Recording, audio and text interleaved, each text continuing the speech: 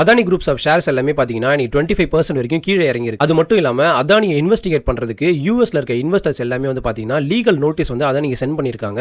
எதனால அப்படின்றத இந்த வீடியோல ரொம்ப ஷார்ட்டா சொல்றேன், வீடியோ ஃபுல்லா பாருங்க. கொஞ்ச நாளைக்கு முன்னாடி இந்தியால சில சோலார் கான்ட்ராக்ட்ஸ்லாம் அதானி கிடைச்சது. அதை அவர் வந்து ரன் பண்றதுக்கு யூஎஸ்ல இருக்க இன்வெஸ்டர்ஸ் கிட்ட $3 பில்லியன் அளவுக்கு ஃபண்டை ரைஸ் பண்ணாரு. இப்போ இதுல என்ன பிரச்சனை ஆயிடுச்சு அப்படின்னு பாத்தீங்கன்னா, இந்த கான்ட்ராக்ட்ஸ் ஒரு இந்தியால கிடைக்கிறது கிட்டத்தட்ட 2000 கோடி கிட்ட ஒரு லஞ்சம் கொடுத்ததா யூஎஸ்ல இருக்க இன்வெஸ்டர்ஸ் எல்லாமே அவர் மேல லீகல் நோட்டீஸ் ஃபைல் பண்ணிருக்காங்க. இது கிட்டத்தட்ட இன்வெஸ்டர்ஸை ஏமாத்துனதுக்கு சமமாயிடுச்சு. சோ இப்போ இதனால என்ன பிரச்சனை ஆகும் அப்படின்னு சொல்லி பாத்தீங்கன்னா, இப்போ அவங்க ஃபைல் பண்ணது உண்மையா இருந்துச்சு அப்படின்னா அதானி வந்து நிறைய லீகலா நிறைய விஷயங்கள்ல யூஎஸ்ல ஃபேஸ் பண்ற மாதிரி இருக்கும். அது மட்டும் இல்லாம இந்தியன் இன்வெஸ்டர்ஸ் யாராவது போயிட்டு யூஎஸ்ல வந்து ஃபண்டை ரைஸ் பண்ண போகும்போது இந்த மாதிரி சில விஷயங்கள்னால இந்தியன்ஸ் இன்வெஸ்டர்ஸ்க்கு நிறைய ஃபண்டை ரைஸ் பண்றது ரொம்ப கஷ்டமான விஷயம் ஆயிடும். நம்ம எல்லாருக்குமே ஒரு இந்தியன் கம்பெனி அது இன்டர்நேஷனல் லெவல்ல பெருசா வரணும் தான் எல்லாருக்கும் ஆசை. பட் எந்த அளவுக்கு அப்படின்றத நீங்க தான் சொல்லணும். இதோட தாட்ஸ் எல்லாமே உங்ககிட்டே விட்டுறேன். இதை பத்தி நீங்க என்ன நினைக்கிறீங்க அப்படின்றத கமெண்ட்ல மென்ஷன் பண்ணுங்க. பை.